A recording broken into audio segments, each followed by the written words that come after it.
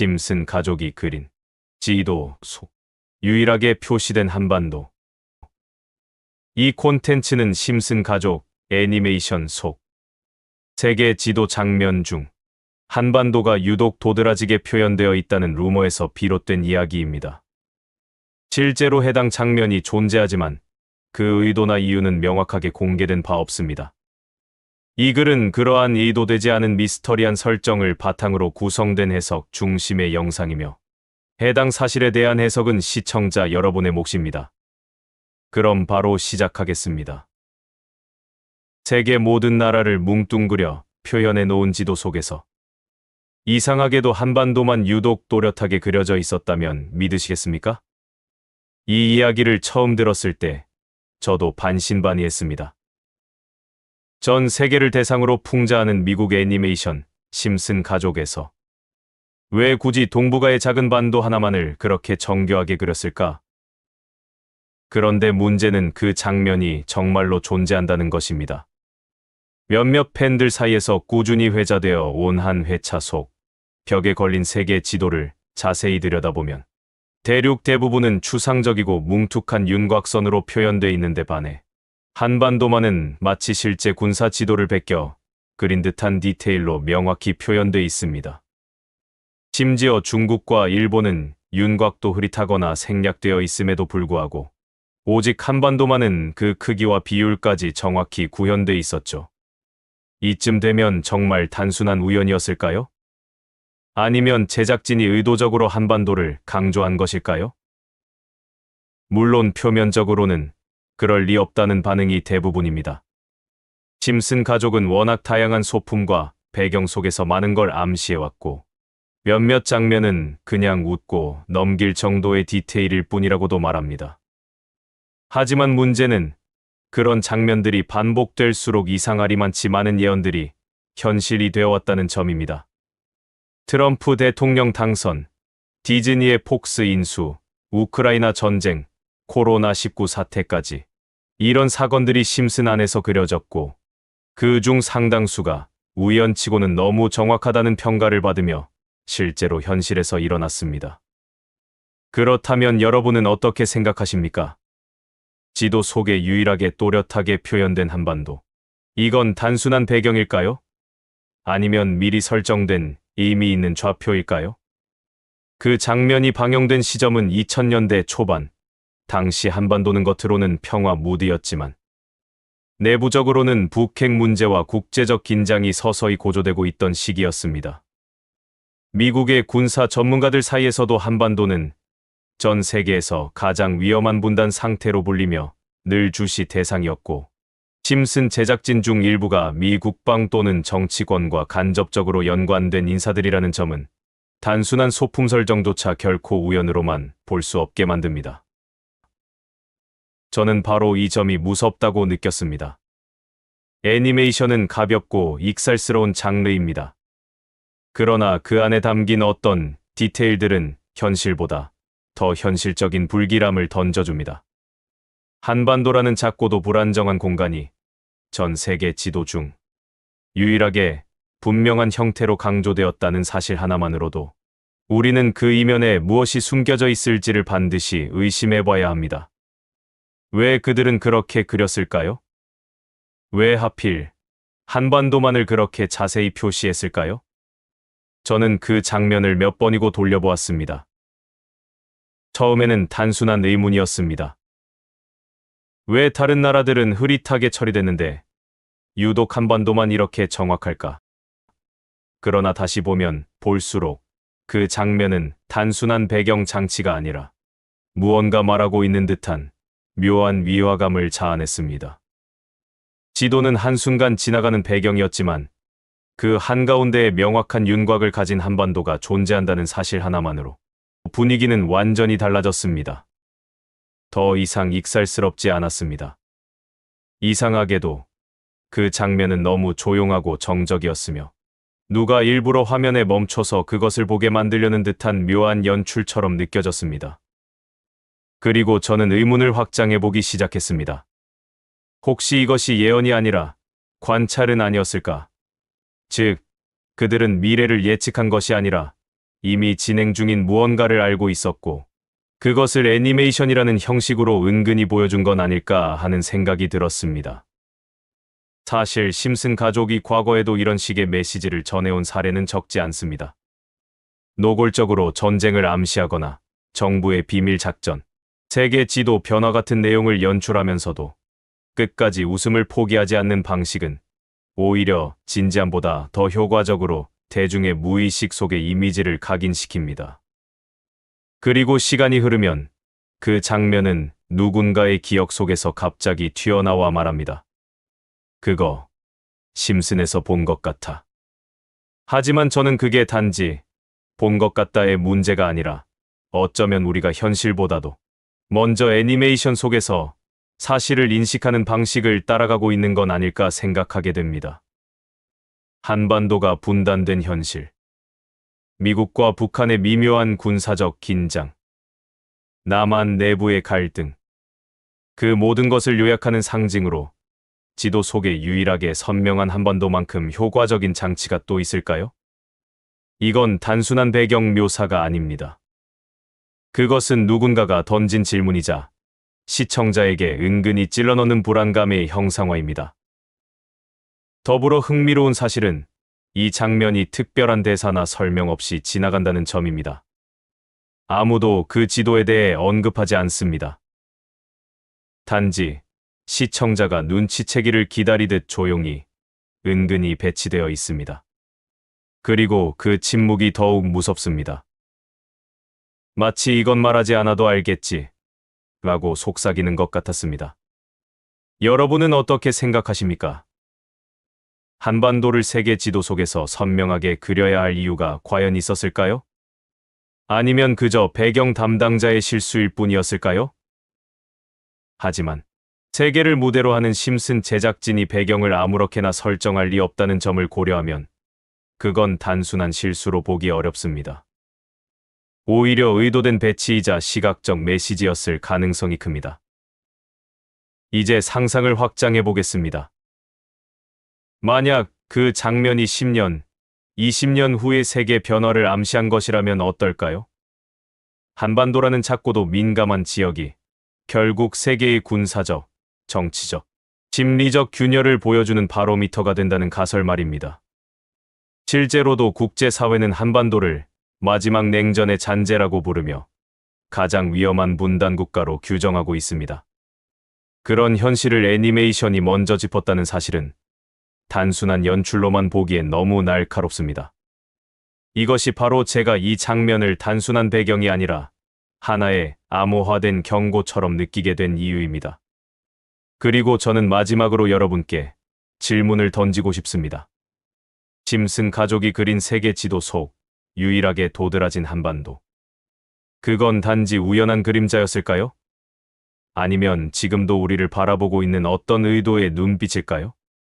우리는 이 질문을 웃으며 넘길 수도 있지만 때로는 그런 농담 속에 진실이 숨어 있기도 합니다. 오늘의 영상은 어떠셨나요? 댓글로 좋은 의견을 부탁드리고 더 많은 미스터리를 원하신다면 구독과 좋아요, 알림 설정으로 함께해 주십시오. 지금까지 미스테리함 채널이었습니다. 감사합니다.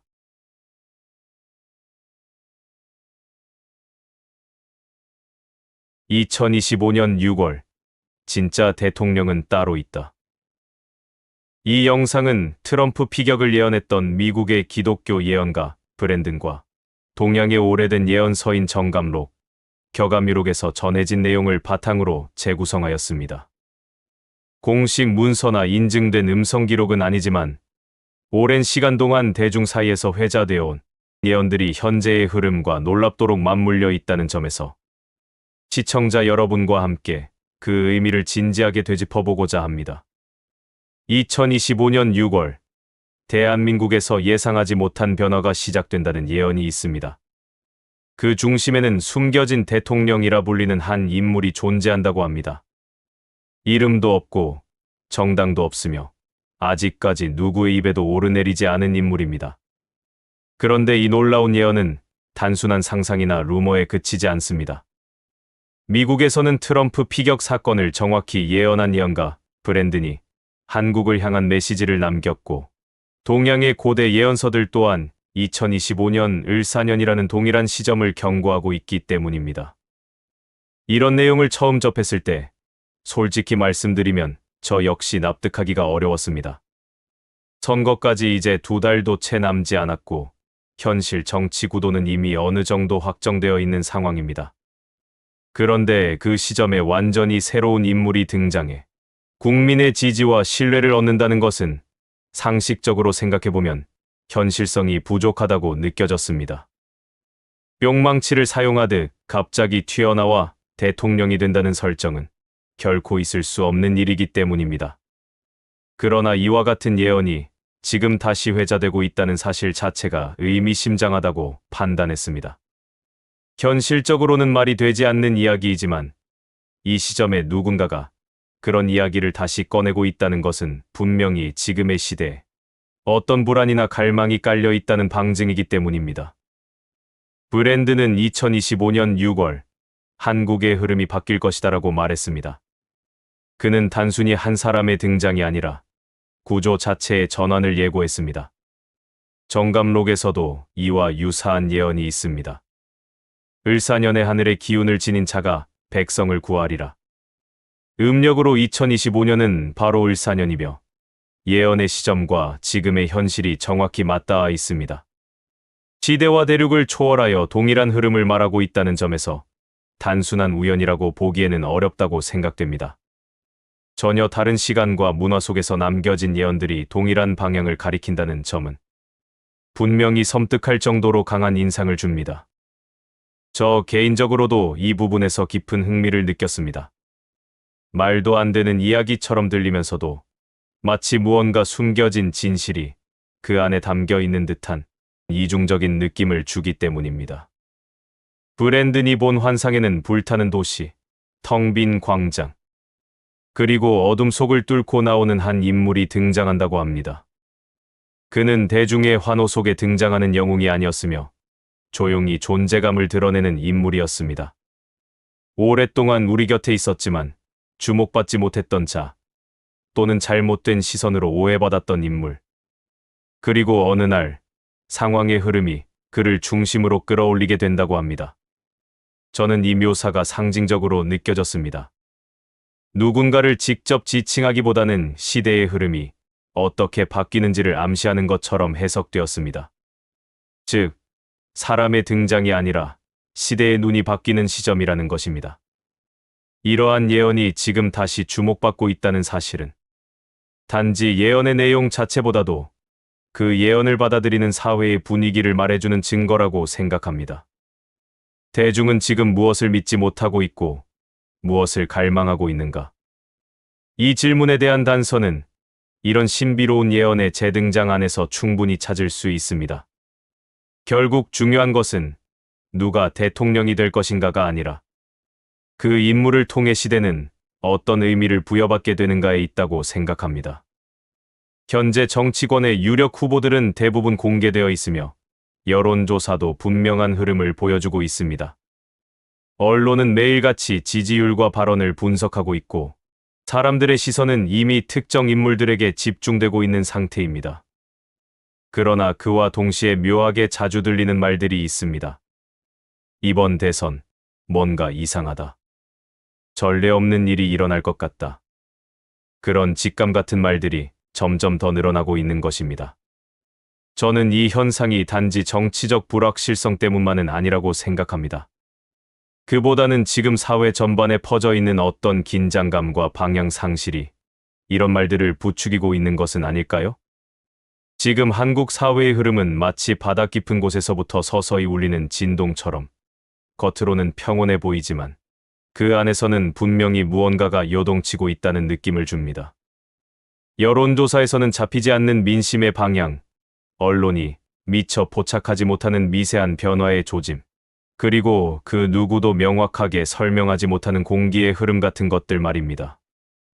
브랜드는 이를 무언의 전환기라고 표현했습니다. 말로 설명할 수는 없지만 확실히 느껴지는 변화의 기류. 저는 이 표현이 지금 한국 사회에 아주 잘 맞는다고 느꼈습니다. 확실한 증거는 없지만 사람들 사이에서 공감되는 어떤 감각.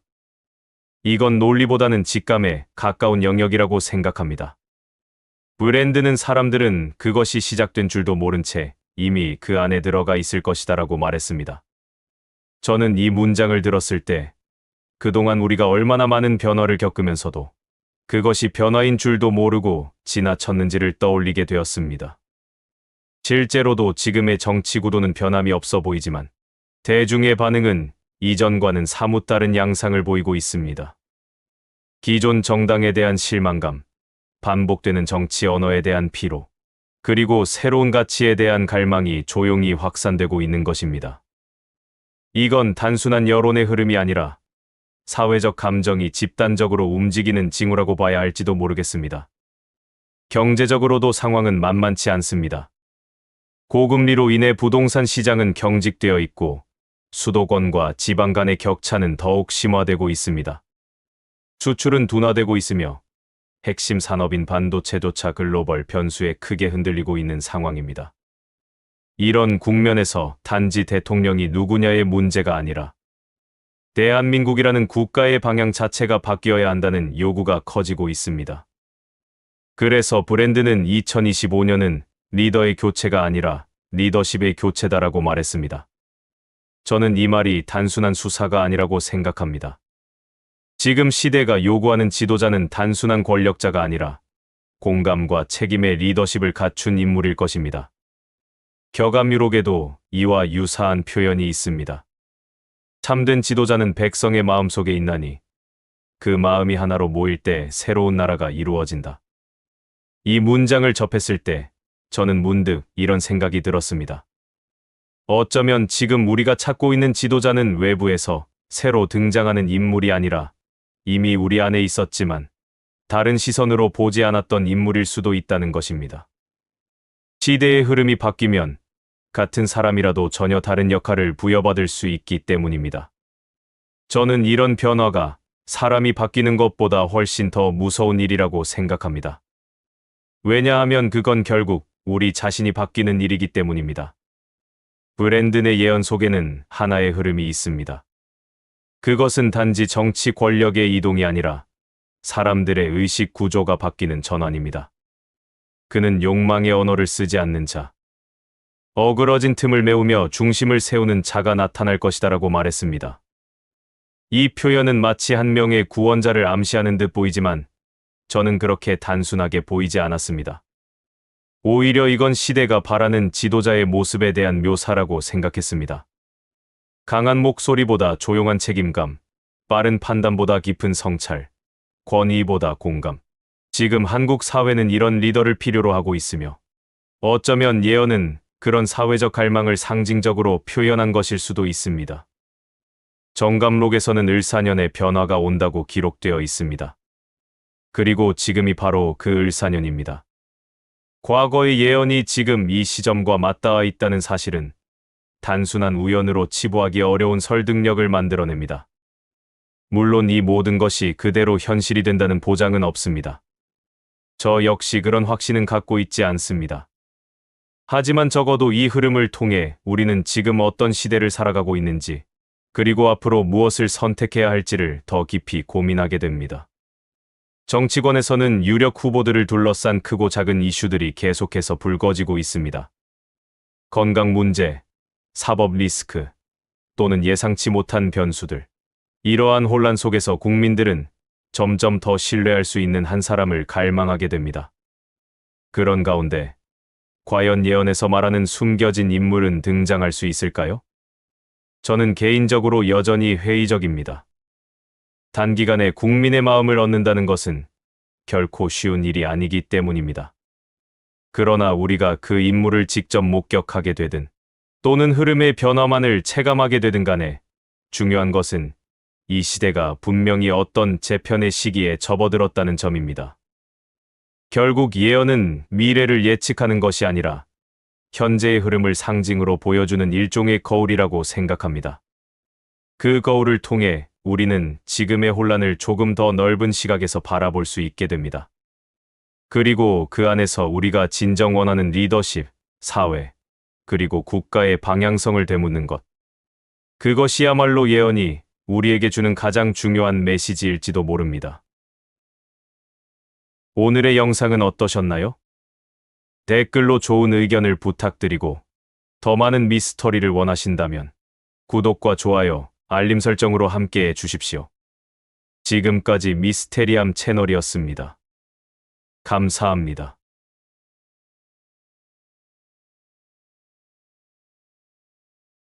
몽골 예언자 알탄 친바트가 말한 2025년 한국의 운명은 몽골의 깊은 사막, 누구도 주목하지 않던 어린 승려가 갑자기 한국의 심장이 멈춘다고 말했습니다. 그의 이름은 알탄 친바트. 그리고 그의 눈앞에 펼쳐진 2025년 한국의 미래는 상상을 초월하는 충격이었습니다. 거대한 권력의 몰락, 분단의 끝자락에서 벌어지는 의문의 충돌, 그리고 조용히 등장하는 동풍의 사람. 전혀 예상치 못한 이 예언은 지금 현실이 되어가고 있습니다. 이 영상은 단순한 음모론이나 오컬트가 아닙니다. 지금 이 순간 당신의 가족, 사회, 그리고 대한민국 전체의 운명을 바꿔놓을 단 하나의 이야기. 끝까지 보지 않으면 후회하게 될지도 모릅니다. 지금부터 절대 아무에게도 말하지 말아야 할 이야기가 시작됩니다. 자, 그럼 바로 본론으로 들어가겠습니다. 사막의 바람이 고요히 속삭이는 몽골의 작은 수도원. 그곳에서 자란 한 소년의 꿈은 결코 평범하지 않았습니다. 대부분의 아이들이 장난감과 게임에 몰두할 나이에 알탄 친바트는 스스로 침묵과 명상의 길을 걸으며 자신만의 영적 세계를 열어갔습니다. 그의 눈빛은 이미 수많은 생을 관통한 듯 깊었고 그의 말에는 또래에서는 찾아볼 수 없는 예지의 무게가 실려 있었습니다. 5살 무렵부터 그는 밤마다 기이한 꿈을 꾸기 시작했으며 그 꿈의 중심에는 늘 태극기와 한글, 그리고 한국의 도시 풍경이 등장했습니다. 처음엔 그것이 단순한 상상이라 여겼지만 시간이 갈수록 꿈은 더 구체적이고 선명해졌으며 그가 마치 한국이라는 나라의 미래를 꿰뚫어보는 창이 된 듯했습니다. 몽골 수도원의 스승들은 그가 보는 환상이 단순한 환각이 아닌 진실을 담은 메시지라고 판단하고 침묵 속에서 그의 성장을 지켜보았습니다. 알탄 친바트가 본 가장 인상적인 장면은 2025년 여름 한국 사회의 거대한 전환점이었습니다. 꿈속에서 그는 거대한 정치권의 붕괴와 그로 인해 촉발되는 국민들의 혼란과 각성을 보았습니다. 정치권 핵심 인물의 체포 장면은 너무도 생생했으며 그 체포는 단지 개인의 추락이 아닌 한국 사회 전체가 겪는 정신적 충격이었습니다. 수많은 사람이 이 사건을 통해 현실을 다시 바라보게 되었고 오랫동안 미뤄왔던 질문들과 마주하게 되었습니다. 알탄 친바트는 이것을 사회의 심연과 직면하는 시간이라 표현하며 진실이 드러나는 순간은 언제나 고통스럽지만 그로 인해 진정한 성장이 가능하다고 전했습니다. 그는 또한 이 체포 사건이 단순한 법적 문제를 넘어 인과의 법칙, 즉 카르마의 작용이라고 강조했습니다. 오랫동안 축적되어 온 왜곡된 권력과 불투명한 시스템의 결과물이 드디어 그 결말을 맞이하는 순간이라는 것입니다. 그는 이 사건이 한국 사회를 극단적인 두 갈래로 나누게 된다고도 예견하였습니다. 한쪽은 이를 정의 실현이라 반기고 다른 한쪽은 혼란과 불안을 느끼며 반발합니다. 심지어 가족 간, 친구 간에도 이견이 생기고 갈등이 불거지며 겉으로는 정치적 분열처럼 보이지만 실제로는 훨씬 깊은 가치관의 충돌이 사회 전반에 걸쳐 퍼져나가게 됩니다. 알탄 친바트는 이를 불편한 진실 앞에서의 선택이라 명명하였고 이 선택의 순간에 한국 사회는 더 높은 의식 단계로 나아갈 수 있는 기회를 얻게 된다고 했습니다. 혼란은 약 석 달간 이어지며 이 기간 동안 사람들은 불신과 회의, 두려움 속에서 방향을 잃게 되지만 동시에 새로운 시대를 준비하는 통로가 열리게 됩니다. 그는 말했습니다. 잎이 떨어져야 땅이 숨쉬고 가지가 부러져야 새싹이 자란다. 이 격변이 끝나면 한국 사회는 이전과는 완전히 다른 질서 속으로 접어듭니다. 기존의 권력 구조는 해체되고 사회 전반의 가치 기준이 재편됩니다. 알탄 친바트는 이 시기를 은밀한 빛이 서서히 새어나오는 새벽이라 표현하며 고요하지만 강력한 변화를 예고했습니다. 가장 놀라운 점은 바로 이 시점에서 등장하는 한 인물입니다. 그는 기존의 정치권, 정당, 권력 구조 어디에도 속하지 않으며 누구도 그를 예비하지 않았던 이방인이었지만 사람들의 마음속에 깊이 스며들기 시작합니다. 이 인물을 알탄 친바트는 동풍의 사람이라 불렀습니다. 동쪽에서 불어오는 신선한 기운처럼 그는 소리 없이 등장하여 군중의 시선을 끌지 않으면서도 마음을 움직이기 시작합니다. 동풍의 사람은 정치적 연설이나 공약, 선거 전략 없이도 사람들의 신뢰를 얻습니다. 그는 눈빛 하나, 행동 하나로 진심을 전하며 말보다 존재로 메시지를 전합니다. 그의 등장 이후 한국 사회는 다시금 하나의 방향으로 흐르기 시작하며 흩어졌던 가치들이 다시금 중심으로 모여듭니다. 알탄 친바트는 말했습니다. 말 없는 자가 진리를 품고 침묵하는 자가 역사를 바꾼다. 이 사람은 정치를 하지 않으면서도 정치보다 더 깊은 변화를 일으킵니다. 그는 어떤 당에도 속하지 않고 특정 이념에도 기대지 않으며 오로지 인간 본연의 감정과 진정성으로 사람들을 이끕니다. 그는 자신의 존재로서 사람들을 자기 자신과 마주하게 하고 거울처럼 작용합니다. 그를 통해 사람들은 자신 안에 있는 갈등과 욕망, 상처를 들여다보게 되며 점차 내면의 변화를 시작하게 됩니다. 알탄 친바트는 이것이 진정한 지도자의 역할이라고 말하며 통치가 아닌 봉사, 명령이 아닌 공감, 주도 아닌 동행이라는 철학을 강조했습니다. 그리하여 한국 사회는 점점 이전과는 다른 길을 걷게 되며 새로운 정치 모델, 새로운 사회 모델, 새로운 인간관계의 구조가 조용히 확산되기 시작합니다. 이렇게 시작된 변화는 정치권을 넘어 경제계, 교육계, 문화계 전반으로 번져나가며 기존의 질서와 방식에 익숙했던 많은 이들에게 충격을 주지만 동시에 깊은 감동을 안겨줍니다. 동풍의 사람은 권력의 자리에 오르지 않지만 누구보다 큰 영향력을 발휘합니다. 그리고 이 시점에서 알탄 친바트는 예언의 다음 장면으로 넘어갑니다. 그 장면은 한반도 전체에 새로운 시련이 닥쳐오며 더 큰 시험이 기다리고 있음을 암시하고 있습니다. 그는 말합니다. 진정한 영혼의 각성은 개인의 변화에서 시작되지만 민족의 치유는 과거의 상처를 직면하는 데서 시작된다. 동풍의 사람의 등장으로 한국 사회는 서서히 회복과 통합의 기운을 맞이하고 있었지만 알탄 친바트가 본 비전은 거기서 멈추지 않았습니다. 그의 눈에 비친 다음 장면은 훨씬 더 거대하고 본질적인 시련이었습니다. 그것은 개인이 아닌 한 민족 전체가 수십 년 동안 외면하고 눌러왔던 근원의 상처와 마주하는 순간이었고 그 상처는 바로 분단이었습니다. 분단은 단지 지리적 경계로만 남아있지 않았습니다. 오랜 세월 동안 쌓인 불신과 두려움, 분노와 오해가 수면 아래에서 흐르고 있었고 이제 그 감정들이 경류처럼 터져나오려 하고 있었습니다. 알탄 친바트는 남과 북을 상징하는 붉은 깃발과 파란 깃발이 타오르는 불길 속에서 서로를 향해 질주하는 환상을 보았다고 말했습니다. 그 불길은 마치 전쟁의 문턱까지 도달한 긴박한 상황처럼 보였으며 두 깃발이 충돌하는 순간 한반도는 다시 한번 전환점에 서게 됩니다. 하지만 그 불꽃 한가운데에서 기적과도 같은 장면이 펼쳐졌습니다. 알탄 친바트는 차가운 바람이 갑작스럽게 불어와 불을 잠재우는 모습을 보았고 그는 이것을 보이지 않는 손길이라 표현했습니다. 사람들은 그것을 외교적 성공이나 국제 정세의 변화로 해석하겠지만 그의 말에 따르면 그것은 인간의 계산을 넘어선 더 높은 차원의 개입이었습니다. 수많은 영혼들의 기도, 수많은 이들의 간절함이 모여 만들어낸 영적 개입이었으며 그 힘은 분노를 잠재우고 불신을 가라앉히는 새로운 질서를 준비하게 했습니다.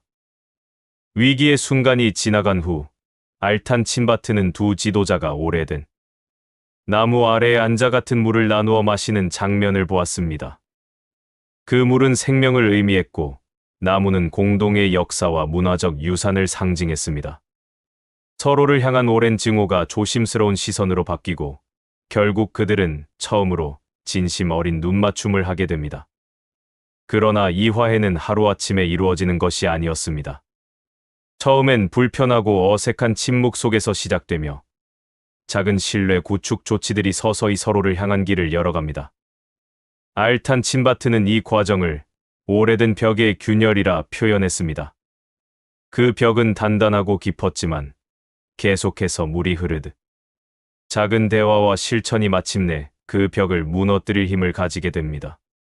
그리고 이 모든 과정의 핵심은 물리적 통합이 아닌 심리적이고 영적인 화해였습니다. 진정한 화해는 종이 한 장의 합의서에서 시작되는 것이 아니라 서로를 같은 인간으로 받아들이는 감정의 여정에서부터 비롯된다고 그는 강조했습니다. 그는 이렇게 말했습니다. 상처를 감추는 것이 치유가 아니다. 상처를 바라보고 그것을 통해 함께 우는 것이 진정한 치유다. 그 말처럼 한국 사회는 점차 분단이라는 민족적 트라우마와 정면으로 마주하게 되었고, 많은 이들이 그동안 눌러왔던 감정과 기억들을 끌어올려 되새기기 시작했습니다. 알탄 친바트는 이 시기를 감정의 해방기라 불렀습니다. 수십 년간 억눌려온 감정들이 개인의 꿈, 예술, 시, 음악, 영화 등 다양한 형태로 표현되었고, 사회는 그것을 억누르지 않고 받아들이기 시작했습니다. 과거의 기록들이 재조명되었고, 분단 이전의 삶에 대한 기억들이 회복되었으며, 사람들은 더 이상 이념의 언어가 아닌 감정의 언어로 남과 북을 바라보게 되었습니다. 그는 말했습니다. 진실은 감정에서 태어나고 거짓은 계산에서 태어난다. 이 시기를 거치며 한국은 국가로서보다 공동체로서의 성숙함을 갖춰가기 시작합니다. 갈등과 반목의 시대를 지나 이해와 공감의 시대가 열린 것입니다. 그러나 이 과정은 쉽지 않았으며 많은 이들이 자신의 기억과 마주하며 고통스러워했습니다. 하지만 그 고통조차도 하나의 정화이자 재생의 통로가 되었습니다. 이러한 민족 내적인 변화는 주변국들에게도 영향을 미치기 시작합니다. 알탄 친바트는 한국이 내부의 상처를 치유하고 민족의 에너지를 재통합하는 과정에서 일본과 중국이 각자의 문제와 마주하게 되는 비전을 보았다고 전했습니다. 일본은 자연재해라는 외적 충격을 통해 사회 전반의 균열을 드러내게 되고 중국은 내적 긴장과 분열 속에서 정체성의 혼란을 겪게 됩니다. 반면 한국은 혼란의 중심에서 점차 균형의 축으로 자리 잡으며 자신이 아닌 타인을 비추는 거울 같은 존재가 되어갑니다. 이는 곧 한국이 단순히 한 국가를 넘어 동아시아 전체의 영적 축으로 떠오르는 시발점이 됩니다. 알탄 친바트는 이 과정을 내면의 심장이 다시 뛰는 순간이라 말했습니다. 그리고 바로 이때 세 번째 변화의 물결이 시작됩니다. 한반도는 이제 하나의 운명 공동체로 다시 태어날 준비를 마쳤고, 다음은 세계를 향한 발걸음이 열리는 시기입니다. 한국이 내부의 상처를 직면하고 민족적 갈등을 극복하며 새 질서를 세워가는 동안 세계는 또 다른 방향으로 요동치기 시작합니다. 알탄 친바트가 본 미래는 단지 한 나라의 예언이 아니었습니다.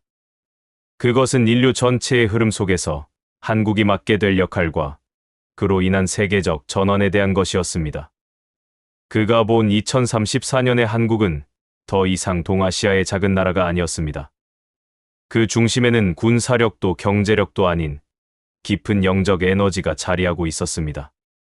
한국은 이제 세계 곳곳에서 불어오는 불안과 분열, 위기와 충돌 속에서 사람들의 마음을 정화시키는 중심으로 떠오릅니다. 알탄 친바트는 이를 심장의 나라라 불렀습니다. 그 심장은 뛰지만 소리 내지 않고 움직이지만 흔들리지 않으며 사람들 사이에 흐르지만 자신을 드러내지 않습니다. 그는 말했습니다. 세상의 중심은 더 이상 강한 자의 칼끝이 아니라 깊은 자의 침묵에서 태어난다. 이 시기에 한국은 과거의 아픔을 지혜로 바꾸고 갈등의 경험을 공감의 언어로 승화시켜갑니다. 과거를 숨기거나 왜곡하지 않고 그대로 마주하며 그것을 세계에 공유할 준비를 갖춥니다. 알탄 친바트는 이 과정을 기억의 개방이라 불렀습니다. 그동안 한국은 세계 속에서 자신의 이야기를 정확히 전달하지 못한 경우가 많았습니다. 하지만 2034년 이후 한국은 과거의 역사와 문화를 새로운 언어로 번역하여 세계와 소통하기 시작합니다. 단순한 홍보가 아닌 깊은 감정과 공감의 기반 위에서 이루어지는 이 소통은 세계인들에게 감동과 울림을 주기 시작합니다. 한국의 전통 철학, 공동체적 삶의 방식, 그리고 고난 속에서도 서로를 끌어안고 일어난 경험들은 급변하는 세계 속에서 방향을 잃은 이들에게 하나의 지침서가 됩니다. 그는 한국을 일컬어 상처에서 지혜가 피어난 땅이라 했습니다. 그것은 미화가 아닌 실제로 고통을 견디고 변화한 민족이 주는 고요하고 깊은 울림이었습니다. 2034년은 그에게 있어 집단적 영적 전환의 해로 보였습니다. 그 해를 기점으로 한국을 찾는 수많은 사람들이 있었습니다. 그들은 여행자가 아니었고 단순한 관광객도 아니었습니다. 그들은 영적 순례자라 불릴 만큼 진지한 마음으로 한국의 산과 강, 절과 마을을 방문하며 자신만의 내면적 전환을 추구했습니다. 한국의 오래된 절벽 위에 앉아 고요를 느끼고 시장의 소란 속에서 따뜻한 말 한마디에 눈물을 흘리는 이들의 모습은 더 이상 드문 장면이 아니었습니다. 알탄 친바트는 이처럼 한국이 정신적 중심지가 되는 과정을 하나의 에너지, 흐름으로 보았습니다. 그는 한국의 땅에서 새어나오는 에너지의 맥을 시각적으로 볼 수 있었다고 했으며, 그것은 마치 심장의 박동처럼 일정한 주기로 세계를 향해 퍼져나간다고 묘사했습니다. 이러한 흐름 속에서 한국은 인류가 다시 돌아와야 할 뿌리로 인식되기 시작합니다. 과거에는 경제 성장의 모델, 민주주의의 이행 모델로 주목받았던 나라가 이제는 삶의 의미, 공동체의 회복, 영혼의 균형을 위한 모델로 부상하게 된 것입니다. 각국의 학자들, 사상가들, 예술가들이 한국의 철학을 연구하기 시작하며 기존 서구 중심의 지식 체계의 의문을 던지고 동양적 가치의 중요성을 다시 탐구하기 시작합니다. 알탄 친바트는 이를 세계의 축 이동이라 불렀습니다. 이전에는 외부를 확장하려 했던 인류가 이제는 내부로 회귀하며 그 중심에 한국이 있다는 것입니다. 그는 말했습니다. 사람들이 밖으로 향하던 눈을 안으로 돌리는 순간 거울은 길이 된다. 이 시기부터 한국은 물리적 공간의 한계를 넘어 심상 공간으로 기능하게 됩니다. 사람들은 실제로 한국 땅을 밟지 않아도 한국에서 전해지는 음악을 듣고 그림을 보고 이야기를 읽으며 내면의 평화를 얻습니다. 이는 이전의 문화 콘텐츠 소비와는 전혀 다른 차원입니다. 그것은 내면적 울림과 실존적 질문을 자극하는 콘텐츠였고 사람들이 스스로를 마주하게 만드는 경험이었습니다. 한국에서 제작된 한 편의 다큐멘터리, 한 장의 수묵화, 한 구절의 시가 세계인의 마음을 울리고 행동을 바꾸게 만드는 현상은 더 이상 드문 일이 아니었습니다. 알탄 친바트는 이를 소리 없는 혁명이라 불렀습니다. 힘을 내세우지 않고도 흐름을 바꾸는 방식, 그것이야말로 새 시대의 진정한 변화 방식이라는 것입니다. 이러한 전환은 국제 질서에도 커다란 영향을 미칩니다. 과거에는 강대국 중심의 권력 균형이 지배했지만, 이제는 내면적 영향력을 중심으로 한 새로운 기준이 등장하게 됩니다. 알탄 친바트는 이를 지혜의 외교라 명명했습니다. 국가 간의 관계는 이해득실이 아닌 상호 존중과 배움의 관계로 변화하고 한국은 그 중심에서 조용한 안내자 역할을 맡게 됩니다. 그는 한국이 주도하는 국제회의를 보았으며 그 회의는 전통적인 회의실이 아닌 숲속의 정자에서 열리고 있었습니다. 참석자들은 정장을 입지 않았고 오히려 서로의 이야기를 경청하며 차를 마시는 가운데 회의가 진행되었습니다. 어떤 나라도 중심이 아니었고 어떤 목소리도 배제되지 않았습니다. 그것은 인간 중심, 지혜 중심의 새로운 국제 질서의 시초였으며 한국은 그 가능성을 제안한 나라였습니다. 알탄 친바트가 본 마지막 장면은 어둠이 걷힌 새벽, 한반도의 산 위에 떠오른 붉은 해였습니다. 그 해는 따뜻하고 묵직했으며 마치 오랜 시련 끝에 드러난 진실의 빛처럼 세상을 천천히 밝혀갔습니다. 그 장면 속에서 사람들은 말없이 해를 바라보며 서로의 손을 잡고 있었습니다. 알탄 친바트는 그 빛을 집단적 깨달음의 상징으로 해석했습니다. 그것은 종교적 신념이나 이념을 초월한 인간 본연의 가능성이었습니다. 그는 말했습니다. 세상은 결국 마음이 머무는 곳으로 향한다. 한국은 그 마음이 머물 수 있는 안식처가 되었고, 더 나아가 인류가 다시 시작할 수 있는 뿌리가 되었습니다. 그리고 그는 마지막으로 이렇게 말했습니다. 나는 미래를 본 것이 아닙니다. 나는 인간이 얼마나 위대한 존재인지 본 것입니다. 그리고 그 위대함이 한국이라는 작은 땅에서 다시 피어날 것이라는 것을 보았습니다. 알탄 친바트의 예언이 한국 사회에서 화제가 되자 국내외 여러 분야의 전문가들은 이 현상에 대해 각기 다른 시각에서 분석을 시도했습니다. 일부 종교학자들은 그의 메시지를 단순한 종교적 계시로 치부하기보다는 현대 사회의 불안정성과 도덕적 혼란 속에서 인간이 갈망하는 영적 해답의 상징으로 해석했습니다. 심리학자들은 예언의 내용이 실제로 현실과 부합하느냐보다 사람들이 왜 그런 메시지에 강하게 이끌리는지를 분석하며 대중이 가진 예측 가능한 질서에 대한 심리적 욕구와 집단 불안의 해소 기제로 주목했습니다. 정치학자들은 흥미롭게도 예언의 구조적 메시지에 주목했는데 이는 기존 권력 구조의 붕괴와 새로운 질서의 출현이라는 구조가 현대 민주주의 국가들에서 반복적으로 나타나는 이행기적 전형을 반영한다는 것입니다. 또한 동양 철학과 비교 종교학을 연구하는 학자들은 알탄 친바트가 말한 동풍의 사람 개념을 노장 사상과 불교적 보살 개념에 유사하다고 평가하면서 동양적 지도자의 새로운 모델로 주목했습니다. 이처럼 예언을 단순한 믿음의 대상이 아니라 현대 사회 전반에 걸친 변화의 징후와 사회적 갈등, 심리적 갈망, 철학적 전환의 흐름 속에서 바라보려는 시도는 알탄 친바트의 말이 단순한 신비주의를 넘어 인간성과 시대 정신을 되돌아보게 하는 촉매가 되고 있다는 것을 보여줍니다. 참고로 본 영상 속 인물은 출처불명으로 사실 여부는 저 역시 확실하지 않다는 점 말씀드리며 믿고 안 믿고는 각자의 해석에 맡기도록 하겠습니다.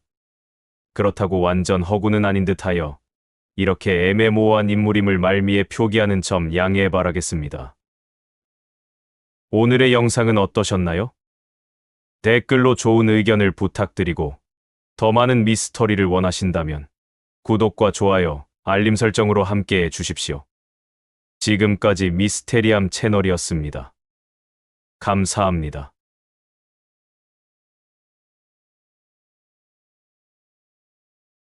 인간은 도대체 누가 만들었을까? 외계인의 후손일까? 우리가 알고 있는 인류의 기원은 전부 거짓일 수 있습니다. 신도, 진화도 아닌 외계인이 인간을 만들었다는 과학적 증거가 속속들이 드러나고 있습니다.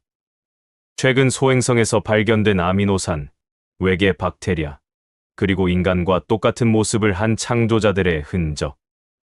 이건 단순한 영화 속 설정이 아니라 실제 과학자들이 발표한 공식적인 연구 결과입니다. 만약 이 영상에서 공개하는 사실들이 모두 진짜라면 당신은 지금까지 철석같이 믿어왔던 모든 것을 의심하게 될 겁니다. 인간은 창조된 존재가 아니라 통제된 생명체였을지도 모릅니다. 당신이 지금 느끼는 이 위화감은 착각이 아닙니다. 끝까지 보지 않으면 절대 안 되는 이유, 지금부터 드러납니다. 인간은 외계인의 후손일까? 누군가 우리에게 이런 질문을 던집니다. 인간은 도대체 누가 만들었을까? 신일까? 자연일까? 아니면 외계인일까? 이 단순하면서도 철학적인 질문은 수천 년 동안 수많은 문명과 종교, 과학자들에게 끊임없는 궁금증의 대상이 되어왔습니다. 그런데 최근 이 질문에 충격적인 방향으로 접근하는 과학자들의 이야기가 공개되며 많은 이들을 놀라게 하고 있습니다.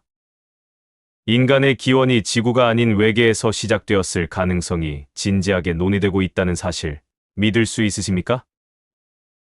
지구의 생명체가 외계에서 날아온 박테리아의 후손일 수 있다는 가설은 더 이상 공상과학 소설 속 이야기만은 아닙니다. 최근 일본 탐사선은 베누라는 소행성에서 채취한 샘플을 지구로 가져오는 데 성공했습니다. 이 소행성 안에는 지구 생명체의 DNA를 구성하는 아미노산들이 다수 포함되어 있었습니다. 아미노산은 생명체의 기본 재료입니다. 그런데 이 기본 재료가 지구가 아닌 외계의 소행성에서 발견되었다는 것은 무엇을 의미할까요? 그것은 생명의 씨앗이 지구 바깥에서부터 이미 어느 정도 완성된 상태로 날아왔고, 지구라는 환경 속에서 꽃을 피웠을지도 모른다는 가능성을 열어줍니다. 천문학자들이 수십 년간 매달려온 질문. 우리는 혼자인가? 그리고 우리는 어디서 왔는가?에 대한 답은 이제 외계 공간에서 찾아야 할지도 모릅니다. 외계 생명체의 존재 가능성을 탐구하기 위해서는 먼저 우리가 유일하게 알고 있는 생명체, 바로 지구의 생명이 어떻게 시작되었는지를 이해해야 합니다. 만약 지구 생명이 외계에서 온 것이라면 이는 곧 우주 어딘가에도 생명이 존재할 수 있음을 의미합니다. 이러한 맥락에서 외계 생명체의 존재 가능성을 과학적으로 따져보는 작업은 단순한 호기심이 아닌 인류 생명 기원의 해석과 연결됩니다. 리들리 스콧 감독의 영화 프로메테우스는 바로 이 지점에서 출발합니다. 인류의 기원을 외계에서 찾고자 하는 고고학자들이 미지의 별을 향해 탐사를 떠나는 이야기 속에는 실제 천문학자들이 던지는 질문들이 투영되어 있습니다. 영화의 도입부에서 등장하는 장면은 외계 생명체로 추정되는 존재가 어떤 액체를 마신 후 진체가 분해되어 강으로 흘러드는 모습으로 시작됩니다. 이 장면은 단순한 시각적 연출을 넘어서 생명의 시작이 물에서 비롯되었다는 과학적 이론과도 맞닿아 있습니다. 감독은 이 장면을 통해 생명이 단지 지구에서 저절로 발생한 것이 아니라 외계 생명체의 개입으로 시작되었을 수도 있다는 암시를 던지고 있는 것입니다. 이 영화는 단지 공포를 위한 외계 생명체의 출현이 아니라 인간이 어디서 왔는지를 탐색하는 여정을 중심으로 구성되어 있습니다. 영화 속의 인물들은 고대 벽화에 새겨진 별자리를 해석해 미지의 별로 향하게 되고, 그곳에서 엔지니어라고 불리는 외계 생명체와 마주하게 됩니다. 이 엔지니어들은 인류를 창조한 존재일지도 모른다는 상상을 불러일으키며 영화는 창조자와 피조물의 관계를 본격적으로 탐색하기 시작합니다.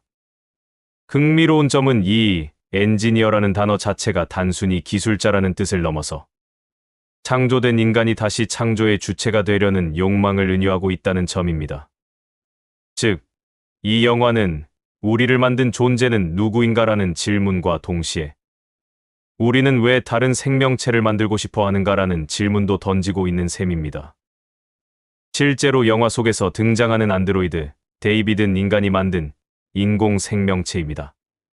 그러나 그는 창조자 인간에게 질문합니다. 왜 저를 만들었습니까? 그 질문에 대한 인간의 대답은 단순하고 충격적입니다. 그냥 만들 수 있으니까 만든 거야. 그 대답은 마치 창조자의 권위를 무너뜨리듯 허무하면서도 두려운 깨달음을 안겨줍니다. 이때부터 영화는 인간과 기계, 신과 인간, 창조자와 피조물 사이의 경계를 허물기 시작합니다. 인간이 신에게 받은 것처럼 느끼던 창조의 신비는 단지 기술과 우연에 의해 반복되는 하나의 과정일 수도 있다는 불편한 진실을 마주하게 만듭니다. 영화 에일리언 시리즈의 뿌리가 되는 프로메테우스는 이렇게 시작부터 관객을 혼란스럽게 만듭니다. 우리는 신의 피조물인가? 아니면 실수로 태어난 존재인가? 라는 질문은 단지 영화 속 이야기로만 남지 않고 과학의 최전선에서도 다시 논의되고 있는 중입니다. 특히 우주 공간에서 생명이 존재하기 위해 반드시 필요한 요소 중 하나인 액체가 우주 곳곳에서 발견되면서 외계 생명체의 가능성은 더욱 설득력을 얻고 있습니다. 목성의 위성 유로파에는 지구보다 더 많은 바다가 얼음 아래 숨겨져 있으며 이곳에는 생명이 존재할 수 있을 것으로 기대되고 있습니다. 나사는 이 위성에 탐사선을 보냈고 몇 년 뒤면 그 결과를 직접 확인할 수 있게 됩니다. 생명의 기본 조건이 갖춰져 있다면 생명체가 나타날 확률도 결코 낮지 않다는 것이 과학자들의 설명입니다. 이쯤에서 다시 생각해 봐야 합니다. 우리는 왜 이토록 인간의 기원에 집착하는 것일까요? 우리의 삶에 직접적인 영향을 주지도 않는 먼 우주의 이야기, 생존에 꼭 필요한 것도 아닌 정보에 대해 왜 인류는 수천 년을 걸쳐 끊임없이 질문을 던지고 탐사를 멈추지 않는 것일까요? 어쩌면 그 질문 자체가 인간만이 가진 능력일지도 모릅니다. 달도, 비둘기도, 꽃도 우주의 기원에 대해 궁금해하지 않지만 인간은 그것이 궁금합니다. 궁금하다는 그 사실이 곧 인간이라는 존재의 본질일지도 모릅니다. 하지만 이 궁금증이 항상 순수한 것은 아닙니다. 영화 속 거대 기업 웨이랜드 유타니는 인간의 욕망, 특히 불사의 욕망을 실현하기 위해 외계 생명체의 기원을 탐사합니다. 그 과정에서 희생되는 것은 언제나 일반적인 승무원과 과학자들입니다. 이것은 단순한 허구의 설정이 아니라 기술과 윤리가 충돌하는 현대과학의 실상을 은유적으로 보여주는 장치이기도 합니다. 인간은 기술을 가지고 있지만 그것을 어떻게 사용해야 하는가에 대한 윤리는 항상 뒤따라야 합니다. 만약 그 기준이 무너진다면 우리는 스스로가 만든 존재에 의해 파멸될 수도 있습니다. 인간이 외계인의 피조물일 수 있다는 충격적인 가설이 과학적 근거와 함께 논의되는 가운데 이 질문은 단순한 과거의 해석에서 벗어나 전제와 미래를 향한 심오한 메시지를 포함하게 됩니다. 우리가 외계의 존재에 의해 설계된 생명체라면 이제 우리는 또 다른 생명체를 만들고 있는 존재로 진화하고 있습니다. 인간이 만든 인공지능, 특히 영화 속 안드로이드 데이빗은 바로 이 지점에서 철학적 충돌을 유발하는 핵심적 인물로 떠오릅니다. 데이빗은 인간의 지시에 복종하는 단순한 기계가 아니라 스스로 질문을 던지고 창조자가 되려는 욕망을 가진 존재입니다. 그는 말합니다. 왜 저를 만들었습니까? 그 질문은 단지 인간에게 향한 것이 아니라 동시에 인간이 외계 생명체에게 던지는 질문이기도 합니다. 그리고 그 답은 언제나 충격적일 정도로 허무합니다. 그냥 만들 수 있었기 때문에 만들었다. 이 한마디는 인간 존재의 목적과 가치를 송두리째 흔들어 놓습니다.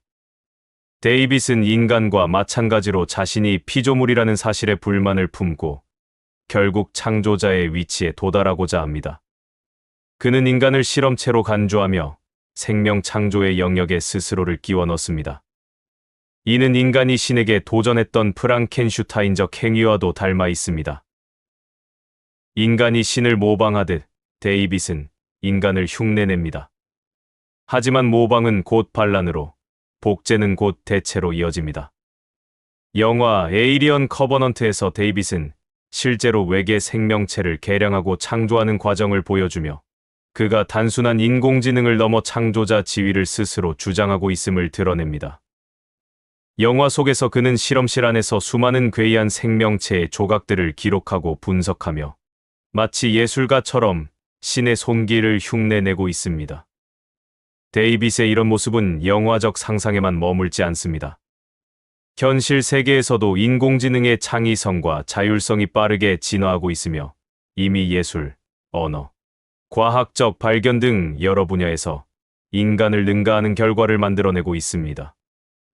하지만 우리는 여기서 자문해야 합니다. 우리가 만든 이 존재들은 단지 도구일 뿐일까요?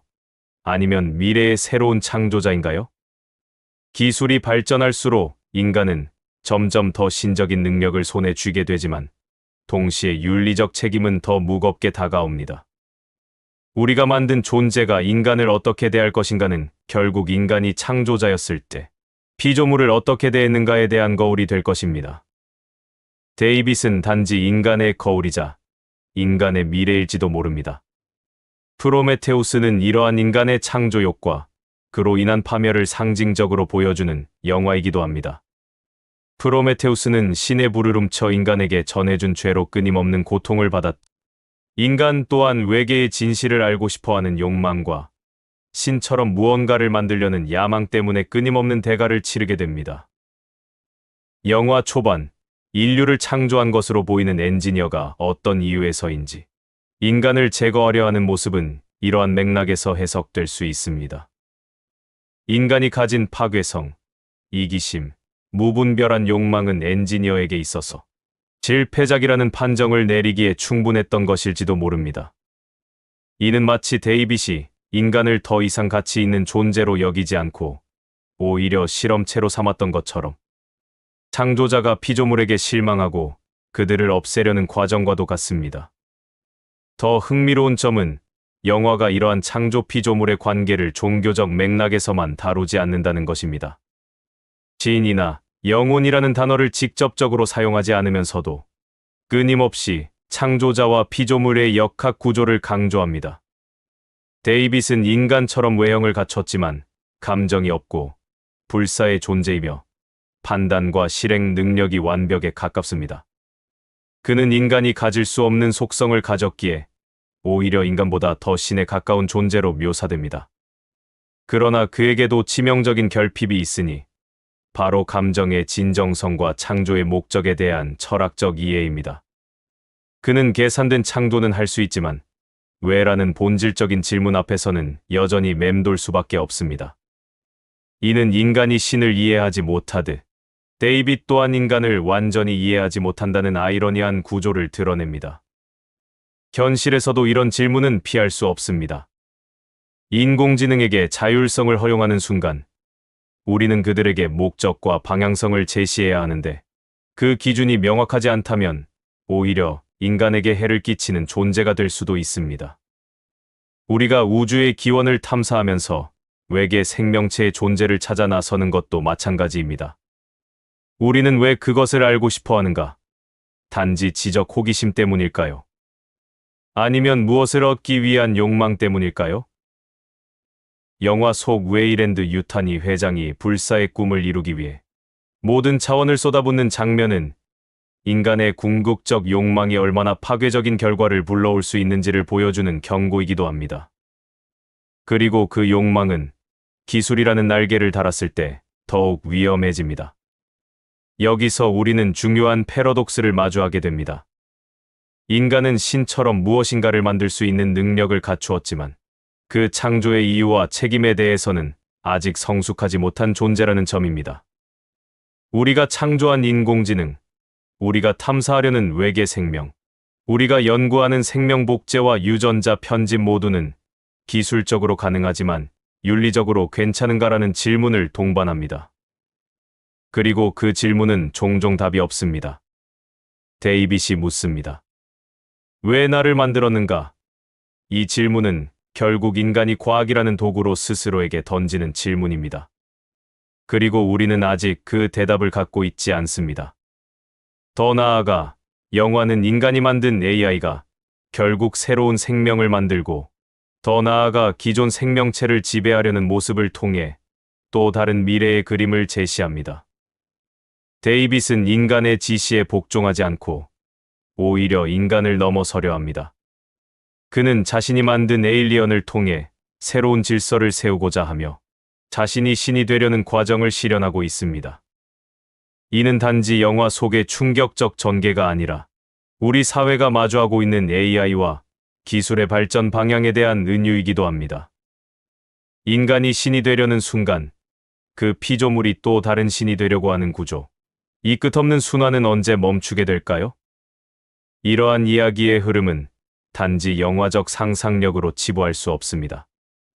인류가 지닌 호기심과 욕망은 단순한 생존을 위한 본능이 아니라 그 자체로 인류의 본질입니다. 우리는 알고 싶어 합니다. 왜 존재하는가? 누가 우리를 만들었는가? 그리고 우리는 어디로 가고 있는가? 그 답을 찾기 위해 우리는 우주로 나아가고 미세한 DNA를 분석하며 스스로를 모방한 또 다른 존재를 창조하고 있습니다. 그러나 답을 찾기 위해 떠난 그 길 위에서 우리는 거대한 물음 앞에 멈춰섭니다. 혹시 우리가 찾고자 했던 신은 이미 우리 자신 속에 있었던 것은 아닐까요? 아니면 우리가 만든 창조물 속에서 되려 우리를 보고 있는 것은 아닐까요? 전문가들의 입장은 단순한 믿는다와 믿지 않는다로 나뉘지 않고 과학적 검증 가능성과 증거의 수준에 따라 다양한 스펙트럼을 갖고 있습니다. 외계 기원설에 대해 과학자들은 두 가지 상반된 시선을 동시에 유지하고 있습니다. 첫 번째는 회의론적 입장으로 지구의 생명체는 극한 환경에서도 진화할 수 있는 잠재력을 지녔으며 외계로부터 유입되었다는 증거는 아직 결정적이지 않다는 견해입니다. 대표적으로 진화 생물학자 리처드 도킨스는 생명의 복잡성은 진화의 산물이며 외계 기원은 현 시점에서 검증할 수 없는 가설에 불과하다고 평가합니다. 반면 천문학계에서는 전혀 다른 시각이 존재합니다. 프랜시스 크릭 박사는 생명체의 DNA 구조를 공동 발견한 이후 생명은 우주에서 운반된 지시적 범람설의 결과일 수 있다고 주장한 바 있습니다. 실제로 일부 유기분자가 혜성이나 운석에서 검출되면서 이러한 주장은 한층 힘을 얻고 있으며 나사의 과학자들도 파스페리아 이론, 즉 생명의 기원이 우주 미생물에 있다는 가능성을 열어두고 있습니다. 다만 이들 역시 단서 이상의 증거는 아직 부족하다고 전제하며 생명의 발생이 오직 하나의 방식으로만 가능하다는 가정에서 벗어나는 것이 중요하다고 말합니다. 결국 전문가들은 외계 기원설을 무시하지 않되 엄밀한 과학적 절차에 따라 차근차근 그 가능성을 검토해야 한다는 입장입니다. 무엇보다도 현재의 관측 기술과 데이터 축적이 계속 이어질 때 이 논쟁은 단순한 철학적 상상이 아닌 본격적인 과학의 영역으로 진입하게 될 것입니다. 이제 다시 처음으로 돌아가야 할 때입니다. 인간은 도대체 누가 만들었을까요? 외계인일까요? 신일까요? 아니면 그 질문에 답을 하기 위해 만들어진 존재가 바로 인간일지도 모릅니다. 그리고 그 질문의 끝에는 우리가 만든 존재들이 우리에게 같은 질문을 되묻는 날이 다가오고 있는 것은 아닐까요? 그렇다면 과연 인간은 정말 외계인의 후손일까요? 만약 그렇다면 우리는 그 존재를 어떻게 받아들여야 할까요? 오늘의 영상은 어떠셨나요? 댓글로 좋은 의견을 부탁드리고 더 많은 미스터리를 원하신다면 구독과 좋아요, 알림 설정으로 함께해 주십시오. 지금까지 미스테리함 채널이었습니다. 감사합니다.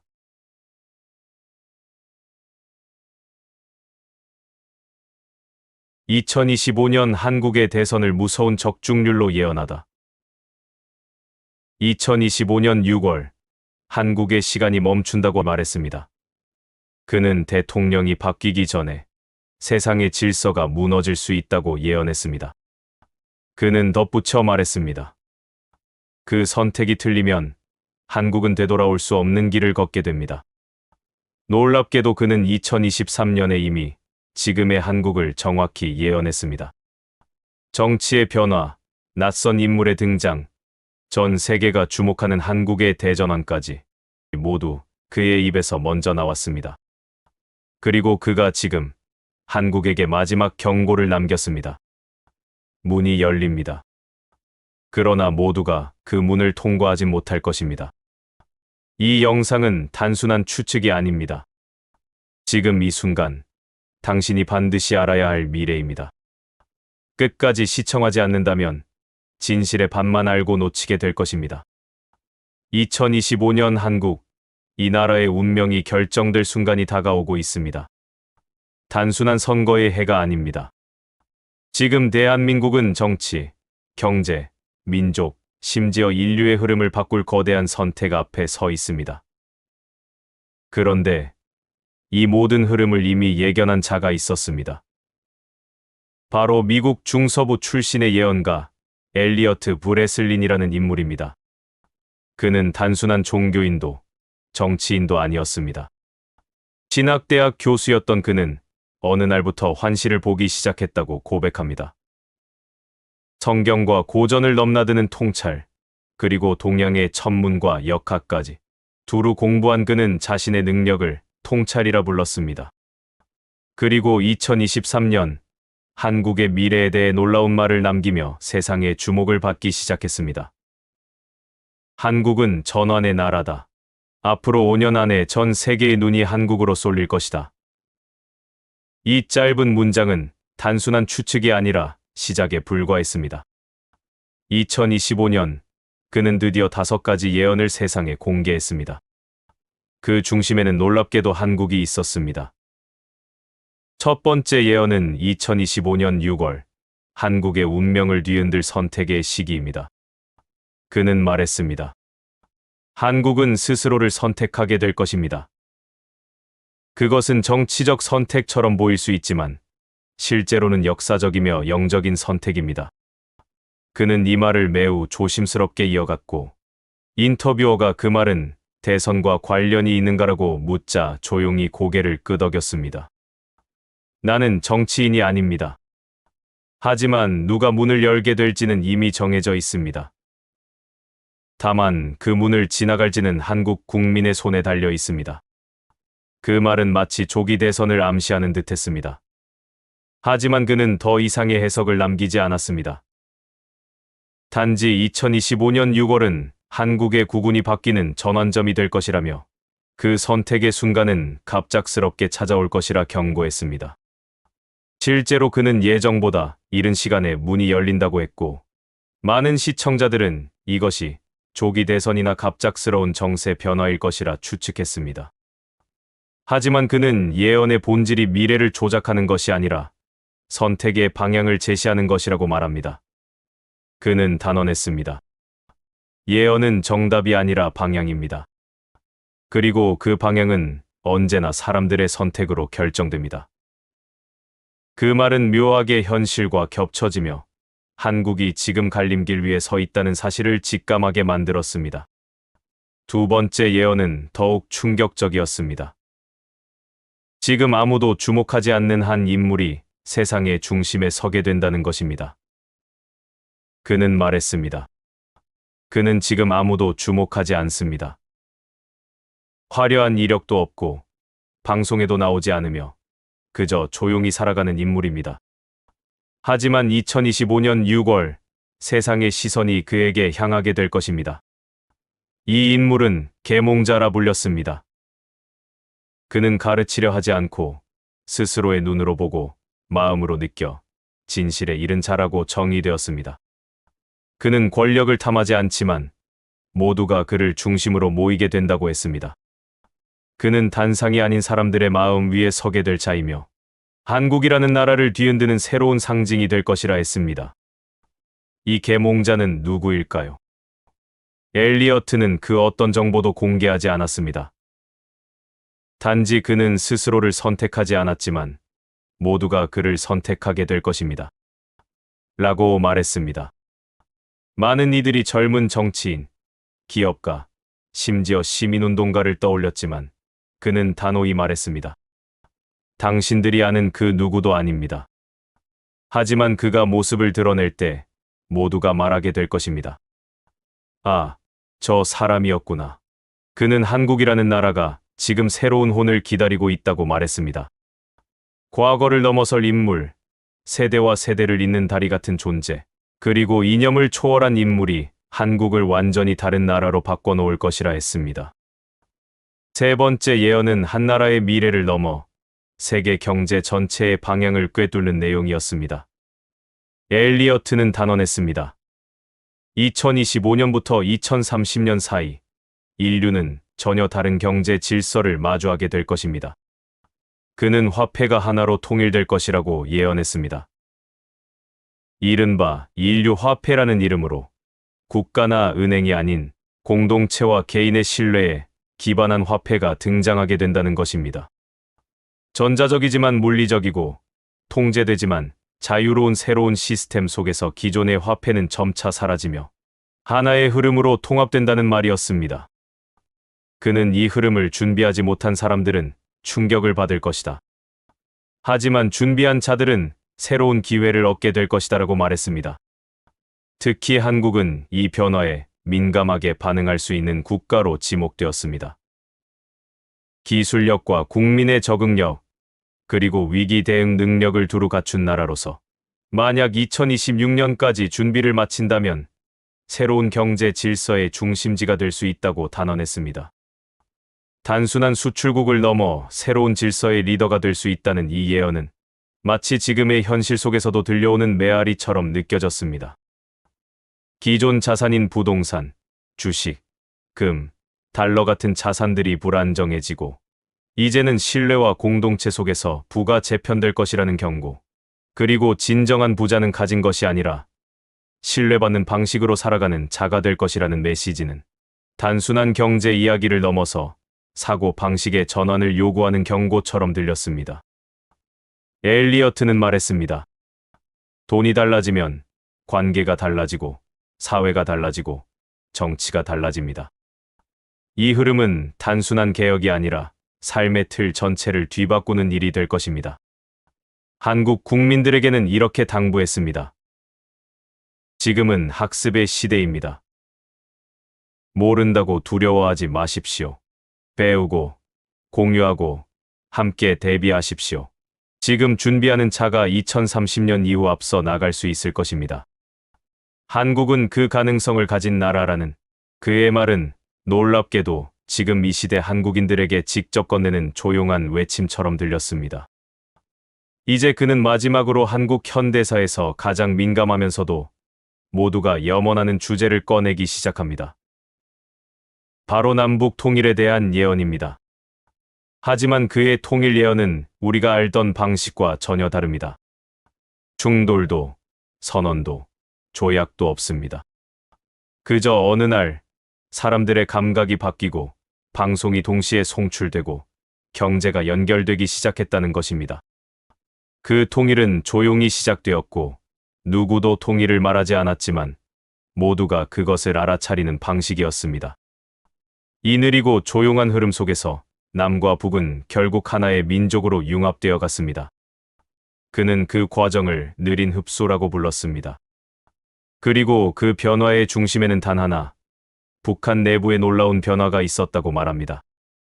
그 변화의 중심에는 단 하나, 북한 내부에 놀라운 변화가 있었다고 말합니다. 2026년 말, 북한에서 일어난 조용한 권력 교체는 외부의 시선을 피해 빠르게 진행되었습니다. 기존의 지배 체제와는 다른 성향을 가진 세력이 등장했고, 그들은 겉으로는 조용했지만 내부적으로는 급진적인 개혁을 준비하고 있었습니다. 엘리어트 브레슬리는 이 과정을 내부로부터의 각성이라 불렀습니다. 외부의 압박이나 국제사회의 간섭이 아니라 북한 내부에서 오랜 시간 쌓여온 피로와 고립에 대한 절박함이 서서히 체제를 흔들기 시작한 것입니다. 그는 이 변화를 절대 과소평가해서는 안 된다고 말했습니다. 이 흐름은 무력도, 돈도 아닌 정보와 감정으로 움직였습니다. 특히 젊은 세대를 중심으로 전해진 외부 세계에 대한 동경과 현실에 대한 의문은 점점 커졌고, 그 질문들이 결국 새로운 리더십의 출현을 불러왔습니다. 흥미로운 점은 엘리어트가 이 새로운 리더에 대해 단 한마디도 언급하지 않았다는 것입니다. 그는 단지 이렇게 말했습니다. 그는 세상의 이름을 원하지 않았고 세상의 방식으로 움직이지도 않았다. 하지만 그는 시대를 바꾸는 자가 되었다. 2027년 갑작스럽게 남과 북의 방송국이 동일한 시간에 비슷한 내용을 송출했습니다. 누구도 통일이라는 단어를 입에 올리지 않았습니다. 하지만 그날 이후 사람들은 전과는 다른 감각으로 뉴스를 받아들였고 지역 간 협력이라는 이름 아래 공동의 물류망, 식량 교류, 노동 교환이 빠르게 확산되기 시작했습니다. 이것은 상징이 아닌 실제의 움직임이었고 통합경제지대라는 새로운 이름 아래 DMZ는 더 이상 장벽이 아닌 통로로 탈바꿈했습니다. 엘리어트는 이 장면을 철조망이 가르던 땅에서 신뢰의 줄기가 뻗어나갔다라고 묘사했습니다. 그는 이 예언이 단순히 남북의 미래에 국한되지 않는다고 강조했습니다. 이것은 분열된 세계가 다시 하나가 될 수 있다는 강력한 상징이자 냉전의 마지막 고리가 해체되는 순간이기 때문입니다. 그는 세계가 이 사건을 통해 자신들의 분열된 이념과 체제를 재점검하게 될 것이라고 예견했습니다. 이른바 한반도 모델이 새로운 국제적 연결과 협력의 모델이 될 것이라는 의미였습니다. 그렇다면 왜 이 모든 흐름의 중심에 한국이 존재할 수 있었을까요? 엘리어트는 그 이유를 한국인 고유의 감정력에서 찾았습니다. 논리나 시스템이 아닌 감각과 공감으로 진실을 알아보는 민족. 위기의 순간마다 마음을 모아 하나가 되는 공동체적 DNA. 그리고 누구보다 빠르게 변화의 흐름을 받아들이는 직관적인 민족성. 이 모든 요소가 남북의 벽을 허물고 동시에 세계를 향해 새로운 흐름을 제시할 수 있었던 이유라고 했습니다. 그는 이렇게 말했습니다. 세계는 이성으로 설계되었지만 감성으로 살아간다. 한국은 바로 그 균형을 보여주는 나라다. 이것은 단순한 칭찬이 아닌 전 인류를 향한 하나의 암시이기도 했습니다. 곧이어 그는 5번째이자 마지막 예언을 꺼냈습니다. 그 예언은 지금까지와는 차원이 다른 이야기였습니다. 정치도, 경제도, 민족도 아닌 바로 인간 존재 그 자체에 대한 이야기였습니다. 엘리어트 브레슬리는 이 예언을 인류의 영적 전환점이라 불렀습니다. 2025년 이후 세계는 겉으로는 크게 달라지지 않아 보일 수 있습니다. 도시도 그대로 있고 기술도 여전히 발전할 것입니다. 그러나 사람들의 내면, 즉 의식의 흐름은 완전히 다른 방향으로 움직이기 시작할 것이라고 했습니다. 그는 말했습니다. 이제 우리는 물질 중심의 시대를 지나 정신 중심의 시대로 넘어가고 있습니다. 이것은 단순한 종교적 메시지가 아니었습니다. 오히려 그는 종교보다 더 깊은 인간의 본질적인 갈망을 이야기했습니다.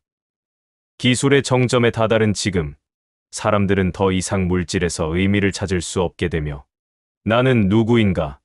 왜 살아가는가? 무엇이 옳은가라는 질문으로 다시 돌아가게 될 것입니다. 엘리어트는 이것을 의식의 진화라 불렀습니다. 그리고 그 진화의 물결이 가장 먼저 도달하는 나라가 바로 한국이라고 말했습니다. 그는 한국을 이렇게 설명했습니다. 한국은 늘 진보하면서도 동시에 돌아보는 힘을 가진 나라입니다.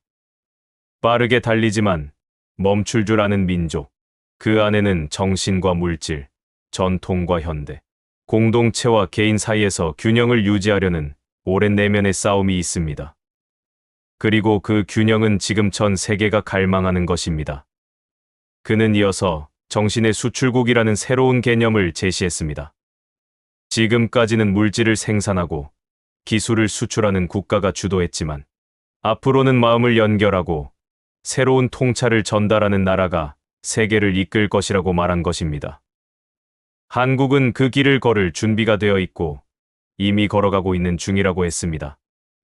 더 나아가 그는 다음과 같은 말을 남겼습니다. 앞으로의 경쟁은 더 많은 것을 가진 나라가 아니라 더 깊이 생각하고 더 넓게 공감하는 나라가 승리할 것입니다. 이 말은 한국의 정체성을 다시금 돌아보게 만들었습니다. 단순한 산업 강국이 아니라 의식의 리더로서의 자격이 있다는 선언이기도 했습니다. 그는 마지막으로 이렇게 마무리했습니다. 나는 미래를 단언하지 않습니다. 다만 흐름을 봅니다. 그리고 지금 이 흐름은 한국이라는 나라를 향해 집중되고 있습니다. 예언은 이정표일 뿐, 그 길을 갈지 말지는 여러분의 선택입니다. 이 말은 지금 우리에게 가장 중요한 질문을 던지고 있습니다. 우리는 과연 이 거대한 흐름 속에서 어떤 결정을 내릴 것인가? 조용히 열리는 문 앞에서 망설일 것인가? 아니면 용기 있게 나아갈 것인가? 2025년, 바로 지금, 우리는 그 선택의 길목에 서 있습니다. 엘리어트 브레슬린의 5가지 예언은 위기와 두려움이 아닌 가능성과 선택의 문을 보여주었습니다. 그리고 그 문을 여는 손잡이는 다름 아닌 우리 자신에게 달려 있습니다. 엘리어트 브레슬린의 예언이 공개된 이후 국내외 전문가들 사이에서는 다양한 해석과 논쟁이 오갔습니다. 특히 종교, 정치, 사회학, 미래학 등 각 분야의 분석가들은 그의 발언을 단순한 예언으로 받아들이기보다는 시대적 맥락 속에서 분석하려는 움직임을 보였습니다. 미래학자들은 엘리어트가 언급한 영적 전환과 의식의 진화를 기술과 인간 본성의 충돌로 해석하며 포스트 AI 시대에 인간이 스스로를 재정의해야 한다는 상징적 메시지로 받아들였습니다. 정치학자들 사이에서는 그가 지목한 비정치적 계몽자의 등장을 실제 정치 지형의 변화로 이어질 가능성에 주목했고, 이는 대중의 감정과 사회적 피로가 비정형 리더십을 선호하는 흐름으로 나타날 수 있다는 진단과 연결되었습니다. 종교계 일부에서는 그의 발언을 두고 이단성과 계시적 진실성에 대한 논쟁이 벌어졌으나, 더 많은 학자들은 그의 언어가 특정 종교 교리보다는 시대, 정신의 움직임을 표현하려는 철학적 기호에 가깝다고 평가했습니다.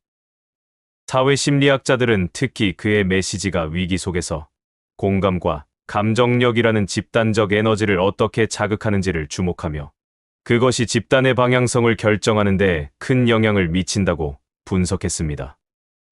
종합적으로 전문가들은 브레슬린의 예언을 현실과 판타지의 경계에서 바라보되, 그 안에 담긴 상징성과 시대 통찰을 무시해서는 안 된다는 입장을 보이고 있으며, 오히려 지금 이 시대야말로 그런 상징을 해석할 준비가 된 시점이라고 평가하고 있습니다.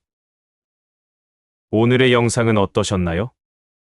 사실 오늘의 영상은 사실이 아니라는 점을 양심 선언하고자 합니다. 저 역시 어떤 분이 올려주신 영상을 보고 각색하였던 것입니다. 나름 긴가민가 하는 이야기들이었고, 사실 지금까지 수많은 예언가들이 했던 흔한 예언이랑 별반 다르지 않았기에 그분의 영상 내용이 사실이라 믿고 각본을 각색하였지만, 아무래도 살짝 의심이 가서 정보를 찾아보니 정보가 없는 가짜더군요. 그럼 그렇지. 이제 곧 2달 후면 대선을 치르게 될 터인데, 지금 갑자기 계몽자라고 나타나서 대선에서 승리한다고? 물론 아주 그럴 일이 없으리라는 법은 없겠지만, 현재로서는 전혀 설득력이 없는 이야기인지라 혹여 오늘의 영상을 시청하시면서 저처럼 콧방귀 뀌시는 분들을 위하여 마지막에 양심 선언을 했습니다. 그래도 재미있게 시청하셨으리라 믿으며 영상을 마치겠습니다. 댓글로 좋은 의견을 부탁드리고, 더 많은 미스터리를 원하신다면 구독과 좋아요, 알림 설정으로 함께해 주십시오. 지금까지 미스테리함 채널이었습니다. 감사합니다.